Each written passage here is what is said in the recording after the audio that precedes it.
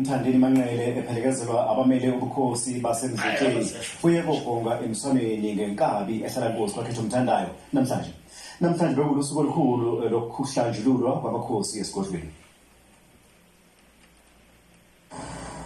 uManqele ube ngumculi kaMaskandi wesibili ukunyathela kwakhetha umthandayo kulandela ukukhothama kwesilo samabandla. Ngesonto eledlule omunye umculi kaMaskandi uThokozani Langa waba ingxenye yamabutho ayezobhonga Emswaneni njengoba uZulu eshonelwe yilanga nje. Namhlanje uManqele ephelekezelwa abamele ubukhosi basemdletseni isishabashekisa zamasiko ngizwe mkhulu ulayishe econsayo inkabi eyizihlabathi eyokhala kwakhetha umthandayo uchaza kabanzi ngesenzo sakhe.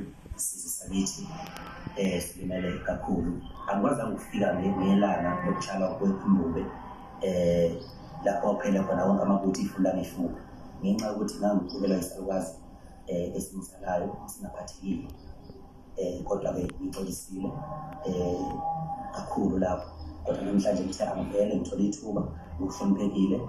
uManqele uthi akwenzile akazenzeli yena kepha kwenzela igama lomculo kaMaskandi. uManqele ufika kwakhetha umthandayo nje namhlanje usuku olukhulu lokuhlanjululwa kwamakhosi.